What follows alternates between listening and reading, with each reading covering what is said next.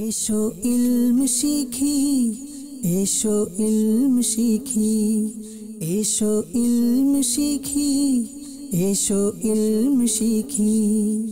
الحمد لله رب العالمين والصلاة والسلام على سيد المرسلين أما بعد فأعوذ بالله من الشيطان الرجيم بسم الله الرحمن الرحيم الصلاة والسلام عليك يا رسول الله وعلى آلك وأصحابك يا حبيب الله الصلاة والسلام عليك يا نبي الله وعلى آلك وأصحابك يا نور الله মাদানী চ্যানেলের দর্শক অনুষ্ঠান আকীদা ও মতাদর্শে আপনাদেরকে স্বাগতম জানাচ্ছি। আজকের এই প্রোগ্রামে আমরা আলোচনা করব রাসূল পাক আলাইহিস সালামকে আল্লাহর পক্ষ থেকে কোন কোন ইখতিয়ার দান করেছেন। আর রাসূল মুকাররম সাল্লাল্লাহু আলাইহি ওয়াসাল্লামকে মুখতারে কুল বলা হয়ে থাকে। এটার উদ্দেশ্য কি, এটার অর্থ কি, আর ইখতিয়ারের আকীদা সংক্রান্ত কুরআনে পাকের মধ্যে এবং রাসূল পাক আলাইহিস সালামের হাদিসে তাইয়্যিবা সমূহের মধ্যে শুরু থেকে শেষ আমাদের সাথে প্রোগ্রামে আপনারা যুক্ত থাকুন। ইনশাআল্লাহুল আজিজ অসংখ্য ইলম অর্জিত হবে এবং আকীদাও আপনার যথাযোগ্য হয়ে যাবে। শুরুতে দরুদে পাকের ফজিলত আমাদের প্রিয় নবী সাল্লাল্লাহু আলাইহি ওয়া আলিহি ওয়াসাল্লামের ফরমানে আজমত আলীশান হলো, ইন্না আউলান নাসি বি ইয়াউমাল কিয়ামা আকসারুহুম আলাইয়া সালাতান। কিয়ামতের দিন তোমাদের মধ্যে আমার সবচাইতে নিকটবর্তী সেই ব্যক্তি হবেন যে আমার উপর অধিক হারে দরুদ পাঠ করেন। সল্লু আলাল হাবিব সাল্লাল্লাহু তাআলা আলা মুহাম্মদ সাল্লাল্লাহু আলাইহি ওয়া আলিহি ওয়াসাল্লাম। দর্শকবৃন্দ, আল্লাহ রাব্বুল আলামিন ওয়াহদাহু লা শারীক, রব তাবারক ওয়া তাআলা সমস্ত শান এবং কুদরত সমূহের মালিক। প্রকৃতপক্ষে প্রত্যেক বস্তুর মালিক ও মুখতার আল্লাহ রাব্বুল আলামিন। রব না চাইলে তো একটি পাথাও এদিক সেদিক করতে পারবে না। সমস্ত সৃষ্টি, সমস্ত আম্বিয়াগণ, সমস্ত সাহাবিগণ, সমস্ত আউলিয়াগণ, সমস্ত মুসলমান ওনারা আল্লাহ পাকের হুকুমের অনুসারী। প্রত্যেকের হুকুমের অধীনে আল্লাহ রাব্বুল আলামিন হুকুমদাতা, আর তিনি হচ্ছেন আহকামুল হাকিমিন, সবচাইতে বড় হুকুমদাতা, হুকুম দানকারী। প্রকৃত মালিক ও মুখতার আল্লাহ পাকের জাত। আল্লাহর অনুগ্রহ ব্যতি রেখে কারো কাছে কিছুই নেই, আর যারা যা কিছুই পেয়েছেন তা রবের অনুগ্রহ, আল্লাহর অনুগ্রহ। এটি অনেক ভিত্তিগত একটি পার্থক্য যে রবের শানসমূহ, কুদরত, ইখতিয়ার সব কিছু আল্লাহ পাকের সত্তাগত। কেউ আল্লাহকে দান করেননি মাআযাল্লাহ, অর্থাৎ রবকে দেননি, রবের সত্তাগত। কিন্তু পরবর্তীতে যারা পেয়েছেন, ফেরেশতারা ক্ষমতা পেয়েছেন, পরে আম্বিয়াগণকে সক্ষমতা দান করেছেন। সাহাবা, আহলে বাইত, আউলিয়ায়ে সালিহিন কামিলিন, ওনাদের সকলের যদি একেবারে কথা বলি তাহলে তারা যা পেয়েছেন তা আল্লাহর অনুগ্রহ, তার রব তাবারক ওয়া তাআলার অনুগ্রহ। এখন ইখতিয়ারের আকীদা এখান থেকে বুঝতে হবে। প্রত্যেক বস্তুর মালিক ও মুখতার আল্লাহর সত্তা, রব তাবারক ওয়া তাআলা। আল্লাহ না চাইলে তো কিছুই হবে না, একটি কণাও এদিক সেদিক হবে না। কিন্তু আল্লাহ পাক আপন হাবিব সাল্লাল্লাহু আলাইহি ওয়া আলিহি ওয়াসাল্লামকে এই ইখতিয়ার সমূহ দান করেছেন, অর্থাৎ হুজুর আলাইহিস সালাতু ওয়াস সালামকে সে ইখতিয়ার দিয়েছেন। আর এটা আল্লাহর অনুগ্রহে এমন কুদরত রাখেন যে যেখানে ইচ্ছা রূপান্তর করতে পারেন আল্লাহর অনুগ্রহে। অতঃপর সেই আহকাম সমূহ যেগুলোকে আহকামে শরঈ অর্থাৎ শরঈ আহকাম বলা হয়ে থাকে, অর্থাৎ শরীয়তের আহকাম সমূহের মধ্যে ইখতিয়ার, যে সর্বোপরি সকলের জন্য তো হুকুম একরকম, কিন্তু রাসূল যার জন্য ইচ্ছা করেন হালালকে হারাম করে দিতে পারেন আর হারামকে হালাল করে দিতে পারেন।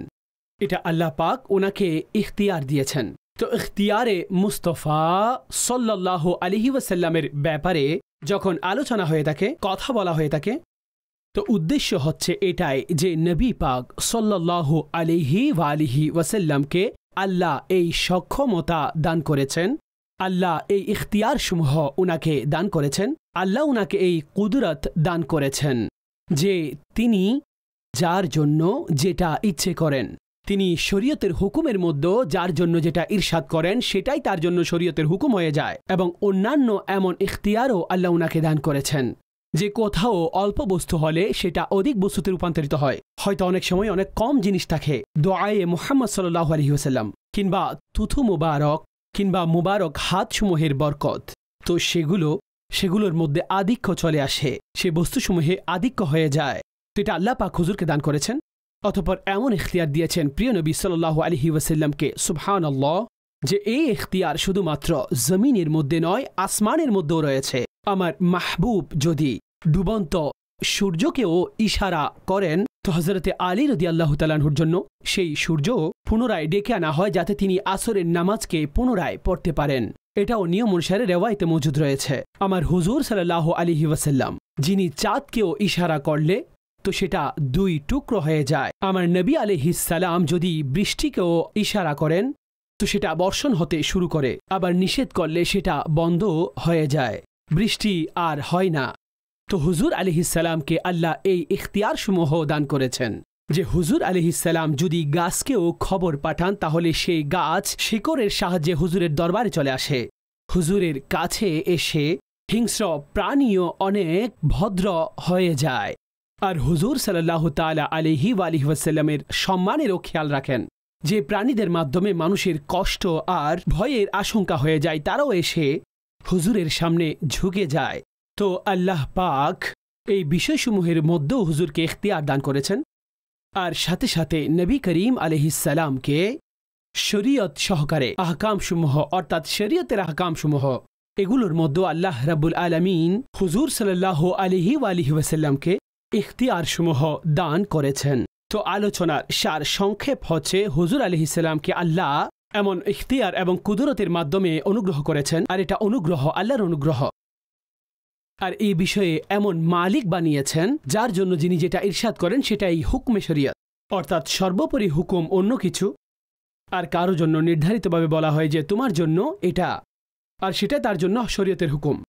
কুরআনে মাজিদ ফুরকানে হামিদের মধ্যে আল্লাহ রাব্বুল আলামিন ইরশাদ করেছেন, ওয়ায়ুহিল্লু লাহুমুত তাইয়্যিবাত ওয়ায়ুহাররিমু আলাইহিমুল খাবাইস, আর তাদের জন্য পবিত্র বস্তুসমূহ হালাল করে দিয়েছেন আর নোংরা জিনিস তাদের জন্য হারাম করেছেন।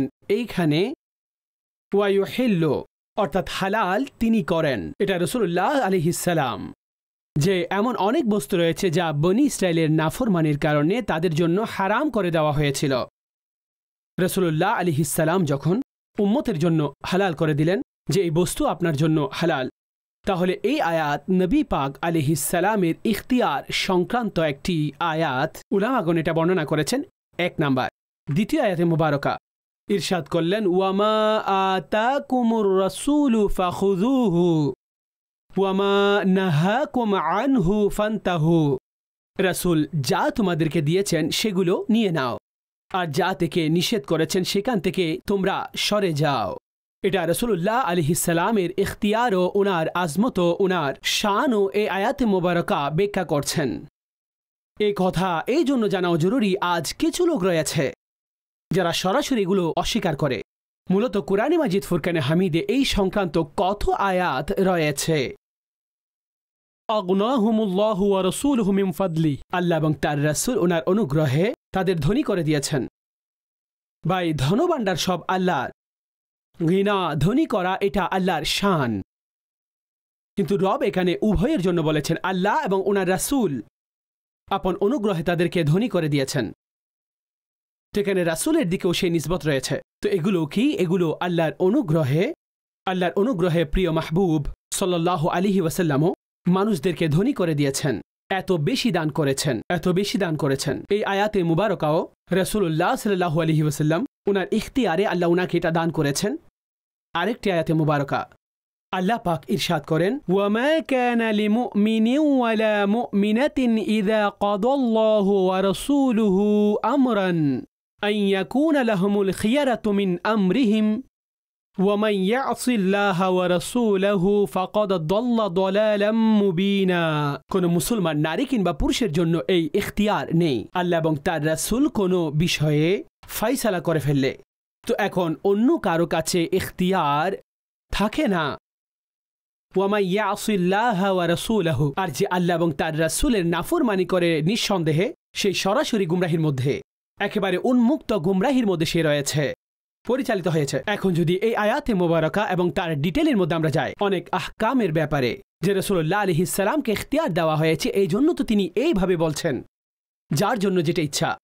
আমার ইমাম আলা হযরত ইমাম আহলে সুন্নাত আশ-শাহ ইমাম আহমদ রাজা খান রাহমাতুল্লাহি তাআলা আলাইহি, তিনি ফতোয়ায়ে রাজবিয়া শরীফের মধ্যে 30তম খণ্ডে একটি রিসালা লিখেছেন, মুনিয়াতুল লবিব আন্না তাশরিআ বিয়াদিল হাবিব। সুবহানাল্লাহ, আল্লাহ পাক শরীয়তের আহকামসমূহ আপন হাবিবের হাতের মধ্যে দিয়ে দিয়েছেন, অর্থাৎ মাহবুবকে এই ইখতিয়ার দান করে দিয়েছেন, যার জন্য ইচ্ছে করেন সে হুকুম ইরশাদ করতে পারবেন। আর আমাদের উলামায়ে কেরাম স্পষ্টভাবে এই আকীদা লিখেছেন যে হুজুরে আকদাস সাল্লাল্লাহু আলাইহি ওয়াসাল্লাম রব আকদাসের নায়েবে মুতলাক, সমস্ত জাহান হুজুর আলাইহিস সালামের রূপান্তরের নিচে, অর্থাৎ আল্লাহ পাক ওনাকে এই কুদরত দান করেছেন, যাকে যেটা ইচ্ছে দান করবেন আর যার কাছ থেকে যেটা ইচ্ছা ছিনিয়ে নেবেন, এই সব কিছু আল্লাহ ওনাকে দান করেছেন। সুবহানাল্লাহ। এখন যদি আমরা ডিটেল ব্যাখ্যার মধ্যে যাই, অনেক বিবেচনায় যেখানে রাসূলুল্লাহ সাল্লাল্লাহু আলাইহি ওয়াসাল্লাম যে তাশরীহ আহকাম সমূহের মধ্যে হুজুরের যে ইখতিয়ার রয়েছে, তিনি কোন একবার খুতবা দিলেন, মানুষদেরকে বললেন যে হে লোকেরা, হজ তোমাদের উপর ফরজ। যখন লোকেরা এটা শুনল, তো এক সাহাবী বলতে লাগলেন, ইয়া রাসূলুল্লাহ আলাইহিস সালাম, প্রতি বছর যেতে হবে? হুজুর চুপ ছিলেন, তিনি কিছুই বলেননি। আবার বললেন, হুজুর প্রতি বছর যেতে হবে? হুজুর চুপ ছিলেন। তিনি পুনরায় আপন প্রশ্ন করলেন। অতঃপর আমার করিম আকা সাল্লাল্লাহু আলাইহি ওয়াসাল্লাম ইরশাদ করলেন, লাউ কুলতু নাম লাওয়াজাবাত, যদি আমি এতটুকু বলে দিতাম যে হ্যাঁ নাম প্রতি বছর যেতে হবে, তো তোমাদের উপর প্রতি বছর হজকে ফরজ করে দেওয়া হতো, তোমাদের উপর প্রতি বছর হজকে ফরজ করে দেওয়া হতো। আর এটা তোমাদের কষ্টের কারণ হতো। আপনারা চিন্তা করুন, আজ অনেক সহজতা রয়েছে, কিন্তু টাকা খরচ করা, সময় বের করা, যাওয়া, প্রতি বছরের আমি কথা বলছি যাদের উপর ফরজ হয়েছে, তারা টাকা বের করছেন না, তারা সময় বের করছেন না, তারা যাচ্ছেন না, তারা তো গুনাহগার হচ্ছেন। যারা জীবনে একবারও যাননি আর তাদের উপর ফরজ রয়েছে, এটা পরিপূর্ণ শর্ত পাওয়া যাচ্ছে, তারা তো গুনাহগার, তাদের কথা বলছি না। রাসূলুল্লাহ আলাইহিস সালাম হজের ফরজের ব্যাপারে ইরশাদ করলেন। সাহাবীর প্রশ্ন ছিল যে প্রতি বছর, তো হুজুর চুপ ছিলেন। অতঃপর বললেন, যদি আমি বলে দিতাম যে প্রতি বছরই তোমাদেরকে যেতে হবে, তোমাদের উপর হজ ফরজ হয়ে যেত, প্রতি বছর তোমাদেরকে যেতে হতো, কিন্তু এতে তোমরা সমর্থ হতে না, অর্থাৎ তোমরা কষ্টে পড়ে যেতে। আর এটাও হুজুর আলাইহিস সালামের অনুগ্রহ। আপন উম্মতদের কাছ থেকে এমন অনেক আহকাম আপন ইখতিয়ারের দৃষ্টিকোণ থেকে তিনি নমনীয় করে দিয়েছেন, সহজ করে দিয়েছেন। আর এটা তিনি প্রকাশও করে দিয়েছেন যে আমার উম্মতের উপর যদি এটা কষ্টের কারণ না হতো, তাহলে আমি এটার হুকুম দিয়ে দিতাম। কিন্তু তিনি সেখানে নমনীয়তা দেখিয়েছেন। যেমন হুজুর সাল্লাল্লাহু আলাইহি ওয়াসাল্লাম ইরশাদ করেছেন, লাউলা আন আশুকা আলা উম্মতি লাফারাততু আলাইহিমুস সিবাক, যদি আমার উম্মতের কষ্টের ভয় আমি না করতাম, তাহলে আমি উম্মতের উপরে মিসওয়াককে ফরজ আখ্যায়িত করতাম।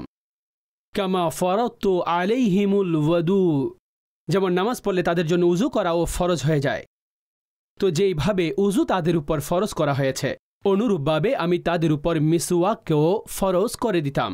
আল্লাহু আকবার। এটা হুজুর নিজের দিকে নিসবত করে বলছেন, অর্থাৎ অনুগ্রহের কথাও বর্ণনা করলেন, যেটা অনুগ্রহ, এটা রহমত, নমনীয়তা আপন উম্মতের উপরে, যে এই ধরনের কঠিন হুকুম দেননি, কিন্তু বললেন যদি এটা কষ্ট না হতো তাহলে আমি তাদের উপর ফরজ করে দিতাম। তো জানা গেল হুজুরের উপর ইখতিয়ার রয়েছে। তখনই তো তিনি কোনো বিষয়ের ব্যাপারে বলছেন যে এটা ওনার সুন্নত রেখেছেন, ফরজের হুকুম দেননি, আর চাইলে ফরজও করে দিতে পারতেন।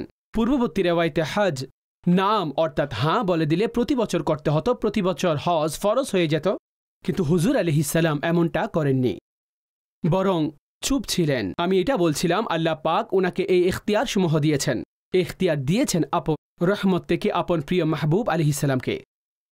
অন্য একটি হাদিসে পাকে ইরশাদ করা হয়েছে, লাউলা আন আশুক্কা আলা উম্মতি লাআমারতুহুম আন ইউআখিরুল ইশা ইলা সুলুসিল লাইল আও নিসফিহি, যদি আমার কাছে আমার উম্মতের কষ্টের প্রতি খেয়াল না থাকত, তাহলে আমি বলতাম তাদেরকে হুকুম দিয়ে দিতাম ঈশার নামাজকে রাতের 1/3 কিংবা অর্ধরাতে নামাজ আদায় করতে। আমি আর আপনি ঈশা কখন পড়ি? ঈশার ওয়াক্ত শুরু হয়েছে। প্রায় পৃথিবীর নিয়ম এটা, যেখানেই আপনি যান ওয়াক্ত শুরু হলে ঈশার নামাজ আদায় করে ফেলা হয়। প্রায় ওয়াক্ত শুরু হয়েছে 15-20 মিনিট পরে ঈশার নামাজ পড়া হয়ে যায়, অর্থাৎ আউয়াল ওয়াক্তে সব সময় পড়া হয়ে থাকে। রাসূলুল্লাহ আলাইহিস সালাম ইরশাদ করছেন, যদি আমার ভয় তাদের কষ্টের না হতো তাহলে আমি বলতাম যে অর্ধরাতে পড়ো কিংবা রাতের 1/3 পড়ো। কিন্তু এটাও ওনার অনুগ্রহ যে উম্মতের উপরে তিনি এইভাবে হুকুম দান করেছেন। যদি মানুষকে এতটুকু সময় অপেক্ষা করতে হতো তো আপনি বলুন, অনেকের নামাজ থেকে যায়, জামাত ছুটে যায়, নামাজ কাজা হয়। আরেকটি হাদিসে পাক ইরশাদ করা হয়েছে, যদি আমার অসুস্থদের অসুস্থতা, দুর্বলদের দুর্বলতার, অক্ষমতার এগুলোর যদি আশঙ্কা না থাকতো তো আমি এই হুকুম দিতাম, তাদেরকে বলতাম যে রাতের কোনো অংশের দিকে, সেটা অর্থাৎ অর্ধরাত 1/3 দিকে তাকে বিলম্ব করতে। তো এটাও হুজুর আলাইহিস সালামের উপরে হুজুরের ইখতিয়ারের অংশ। তো যার জন্য যেমন ইচ্ছা হুজুর তেমনি হুকুম ইরশাদ করেন। তো সদর শরিয়া মুফতি আমজাদ আলী আজমি আলাইহির রহমা হুজুর আলাইহিস সালামের ইখতিয়ারের আকীদা লিখতে গিয়ে তিনি এটাই লিখেছেন, হুজুর আল্লাহ পাকের নায়েবে মুতলক হন। সমস্ত পৃথিবী ওনার মুবারক হাতের মধ্যে দেওয়া হয়েছে, ইখতিয়ার ওনার মুবারক হাতের মধ্যে দিয়েছেন। ইরশাদ করলেন যে সমস্ত জাহান তারা হুজুরের মাহকুম অর্থাৎ হুকুমের অনুসারী মাত্র, আর তিনি আপন রব ছাড়া কারো হুকুমের অধীনে নন।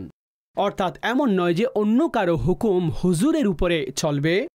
হুজুর আলাইহিস সালাতু ওয়াস সালামের উপরে কারো হুকুম নেই, শুধুমাত্র আল্লাহ ব্যতীত। তিনি রবের মাহকুম, অতঃপর পরিপূর্ণ জাহান, এতে জিন্নাত, মানুষ আর এর মধ্যে সবকিছুই রয়েছে।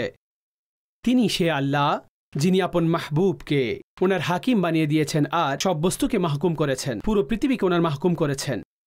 তো হুজুর মাহকুম শুধুমাত্র আল্লাহ তাআলার জন্য, অর্থাৎ হুজুরের উপর হুকুম শুধুমাত্র আল্লাহর চলবে, আল্লাহর হুকুম হয়ে থাকে, অন্য কারো হুকুম চলে না। অন্য কেউ হুজুর আলাইহিস সালামের হাকিম হতে পারে না। অতঃপর হুজুর আলাইহিস সালাম সমস্ত পৃথিবীর হাকিম। সুবহানাল্লাহ, কত সুন্দর আকীদা বর্ণনা করেছেন। সমস্ত জমিন এগুলো হুজুরের মালিকানায়, সমস্ত খাজানা হুজুরের মালিকানায়, সমস্ত জাহান ওনার আওতাধীন।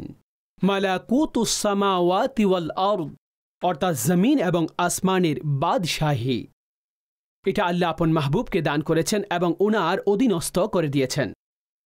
বলা হচ্ছে জান্নাত জাহান্নামের চাবিসমূহ হুজুরের পবিত্র হাতের মধ্যে দেওয়া হয়েছে, অর্থাৎ এগুলো আল্লাহ ওনাকে দান করেছেন। দুনিয়া, রিস্ক এবং সমস্ত ধরনের উত্তমতা হুজুরের দরবার থেকেই বন্টন হয়ে থাকে। দুনিয়া ও আখিরাত হুজুরের অনুগ্রহের একটি অংশ, অর্থাৎ ওনার অনুগ্রহ কত কত বেশি ওনার, এগুলো অসংখ্য, এটা গণনার বাহিরে। এই দুনিয়া দেখে নাও, আখিরাত এগুলো হুজুরের অনুগ্রহের মধ্যে একটি অনুগ্রহ। সুবহানাল্লাহ, এটা কি? এটা আল্লাহ ওনাকে সবকিছুই দান করেছেন, আর তার মধ্যে এই আহকাম রয়েছে যা আমরা এখানে বর্ণনা করছি। যে রব তাবারক ওয়া তাআলা যেখানে আপন মাহবুবকে অন্যান্য বিষয়েও এখতিয়ার দিয়েছেন, যে ইশারায় সূর্যকেও পুনরায় ফিরিয়ে নিয়ে আসেন, চাঁদকেও দ্বিখণ্ডিত করেন। হুজুর, চাঁদ তো হুজুরের খেলনা। ছোটবেলায় তিনি নিজে এটা ইরশাদ করেন, চাঁদ আমাকে খেলতো আমার সাথে, যে চাঁদ যেটা আল্লাহর বারগাহে সিজদা করত আর আমি চাঁদের সেই তসবিহও শুনতাম। সুবহানাল্লাহ, হুজুর আলাইহিস সালাম নিজের ছোটবেলার কথা বলেছেন। তো আল্লাহ এই ইখতিয়ার সমূহ প্রিয় মাহবুব আলাইহিস সালামকে দান করেছেন। এখন এগুলোর উদাহরণ নোট করতে গেলে অনেকগুলো উদাহরণ। সাক্ষীদাতা আনতে গেলে 2জন সাক্ষী লাগবে। আপনার এলাকায় বিবাহ হলে তো সাক্ষী কয়জন লাগবে? 2জন সাক্ষী, 2জন মুসলমান পুরুষ তারা সাক্ষী দিবেন। আচ্ছা, আরও কিছু বিষয়ে, একজন মুসলমান পুরুষ এবং 2জন মুসলমান নারী, অর্থাৎ এটি সাক্ষীর একটি নিসাব যা কুরআনে পাকে বর্ণিত হয়েছে। আর 2জনের কথা বলা হয়েছে যে 2জন তারা সাক্ষী হবেন। কিন্তু কোনো একবার বিষয়টি এমন হলো যে রাসূলুল্লাহ আলাইহিস সালাম একজন আরবি থেকে একটি ঘোড়া ক্রয় করেছিলেন। এখন সে যখন এই বেচাকেনা তো হয়েছিল, কিন্তু পরবর্তীতে সে উল্টে গেল যে এই বেচা কিনা হয়নি। এখন সে লোক জড়ো করতে শুরু করলো আর হইচই শুরু করলো, যদি আপনি বেচা কিনা করে থাকেন আপনার কাছে সাক্ষী নিয়ে আসুন। নবী পাক সাল্লাল্লাহু আলাইহি ওয়াসাল্লামের কাছে তখন কোনো সাক্ষী ছিল না যে যিনি এই বেচা কিনা দেখেছেন। যখন এই বিষয়টি সংঘটিত হল তো হযরতে খুজাইমা রাদিয়াল্লাহু তাআলা আনহু তিনি আগে অগ্রসর হলেন আর তিনি সেই অবস্থায় সাক্ষী দিলেন যে আমি সাক্ষী দিচ্ছি যে রাসূলুল্লাহ সাল্লাল্লাহু আলাইহি ওয়াসাল্লাম এই বেচা কিনা করেছেন। আমি সাক্ষী দিচ্ছি। বিষয়টি এখানেই সমাধান হলো। নবী পাক আলাইহিস সালাম জিজ্ঞেস করলেন, হুজাইমা, তুমি সাক্ষ্য কিভাবে দিয়েছ? তিনি বললেন, ইয়া রাসূলুল্লাহ সাল্লাল্লাহু আলাইহি ওয়াসাল্লাম, আপনি বললেন কুরআনের আয়াত এসেছে, আমরা সেটাকে মেনে নিচ্ছি। আপনি বলছেন জিবরাইল এসেছেন, আমরা বললাম লব্বাইক, আমরা ওনাকে মেনে নিলাম। আপনি বলছেন ফেরেশতা আছে, ফেরেশতাদেরকে আমরা মেনে নিলাম। আর আমরা তো মূলত এগুলো নিজের চোখে নয়, আপনার বলার উপরে আমরা এই সমস্ত কিছু বিশ্বাস করেছি। জান্নাত জাহান্নাম সবকিছুই ইয়া রাসূলুল্লাহ আপনার বলার কারণে।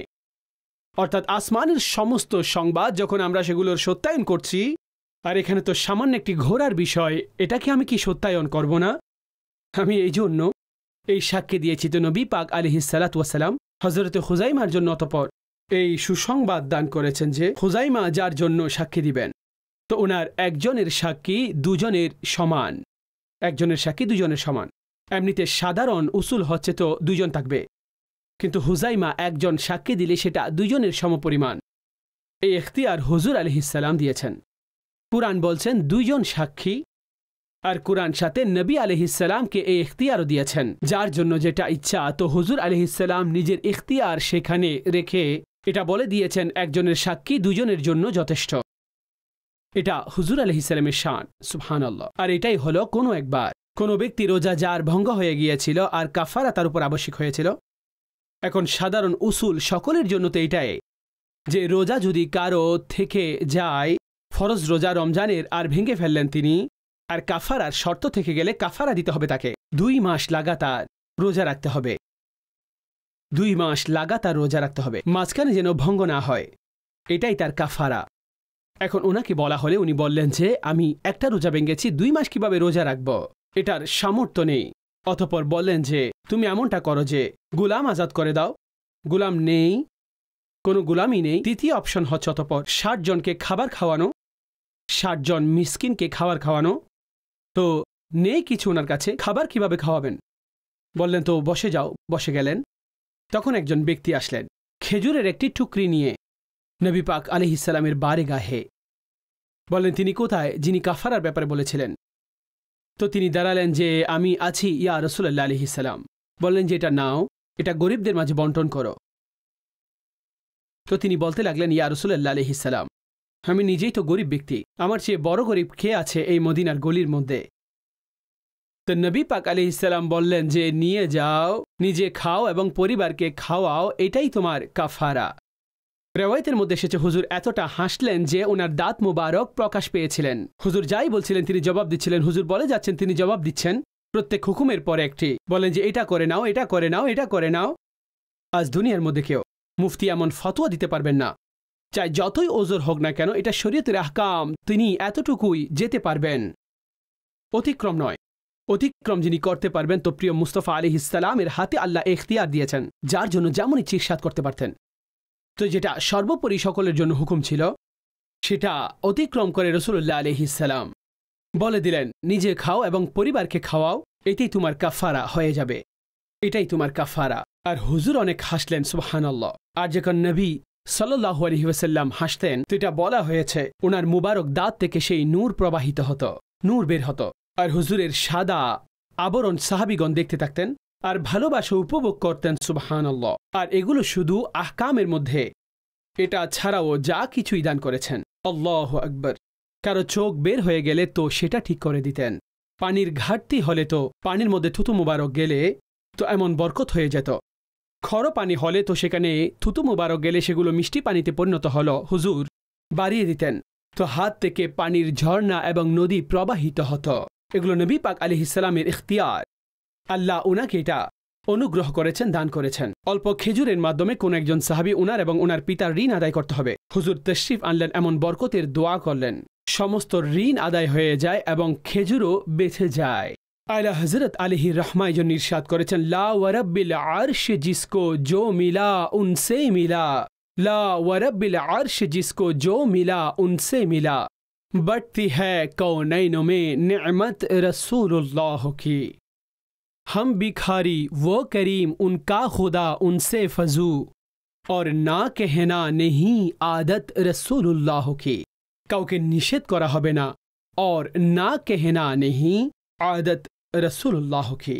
कौन देता है देने को मुँह चाहिए, कौन देता है देने को मुंह चाहिए কোনো একজন জাত হাস্তি রয়েছেন যা মুখে আসে ব্যক্তি ওনার কাছ থেকে চায় कौन देता है देने को मुंह चाहिए देने वाला है सच्चा हमारा नबी देने वाला है सच्चा हमारा नबी আর এটা শুধু আকীদাগত কথা নয় নবী করিম আলাইহিস সালাম ইরশাদ করছেন এটা বুখারী শরীফের হাদিসে পাক ইন্নামা আনা কাসিমুন ওয়াল্লাহু ইউতি যে আমি বন্টনকারী আল্লাহ দানকারী আমি বন্টন করি অর্থাৎ গুপ্ত ভান্ডার আল্লাহ রব হ্যায় মুতি ইয়ে হ্যায় কাসিম হুজুর নিজেই বলছেন খাজানার চাবি আমার হাতে দেওয়া হয়েছে তো সবকিছুই আল্লাহর এখন আল্লাহ আপন মাহবুবকে দান করেছেন আল্লাহ আপন মাহবুবকে দান করেছেন আর মাহবুব এবং মুহিবের মধ্যে নেহি হ্যায় তেরা মেরা অর্থাৎ এমন নয় যে অতঃপর এটা আমার এটা আপনার অতঃপর যা আল্লাহ আপন মাহবুবকে দান করেছেন তো সবকিছুই